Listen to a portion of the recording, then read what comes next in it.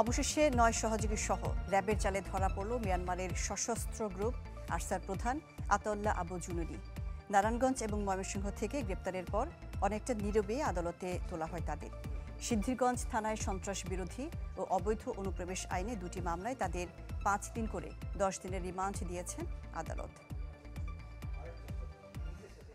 উৎসবের খুশি হবে নগদে বেশি, কারণ ঘন্টায় ঘন্টায় আছে গিফট জেতার সুযোগ।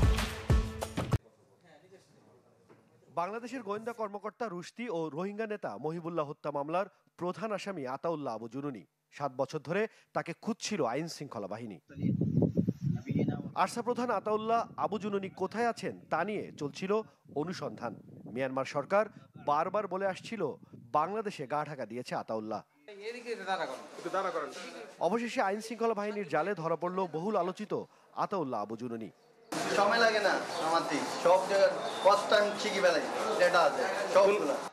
গোয়েন্দা তথ্যের ভিত্তিতে ময়মনসিংহ ও নারায়ণগঞ্জের আলাদা অভিযান চালায় র্যাব। প্রথমে ময়মনসিংহ থেকে আতাউল্লাহ আবু জুনুনির সহযোগীকে গ্রেপ্তার করা হয়। পরে নারায়ণগঞ্জের সিদ্ধিরগঞ্জের ভূমিপল্লী আবাসিক এলাকা থেকে ধরা হয় আতাউল্লাহ সহ বাকিদের। বিজ্ঞ আদালতে প্রেরণ করলে বিজ্ঞ আদালতের শুনানি শেষে উভয় মামলাতেই ৫ দিন করে ১০ দিন রিমান্ড মঞ্জুর করেন। আসামিরা এখন কারাগারে যাবে, কারাগার থেকে আইন প্রয়োজনে তাদেরকে জিজ্ঞাসাবাদের জন্য সংশ্লিষ্ট থানায় নিয়ে যাবে।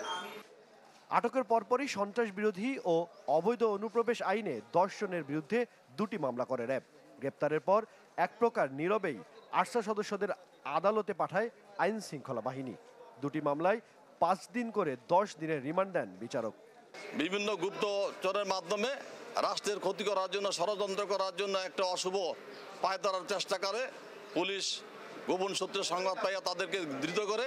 ১ নম্বর আসামি আতাউল্লাহর বিরুদ্ধে হত্যা, খুন সহ অসংখ্য মামলার আসামি।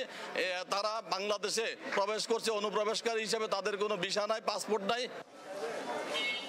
২০১৬ সালে রাখাইনে কয়েকটি সহিংস ঘটনার পর আলোচনায় আসে আরসা। ২০১৭ সালে বাংলাদেশমুখী রোহিঙ্গা ঢল শুরু হলে ব্যাপকভাবে আলোচিত হয় আরসা ও আতাউল্লাহর নাম। হিরণ খান, চ্যানেল 24, ঢাকা।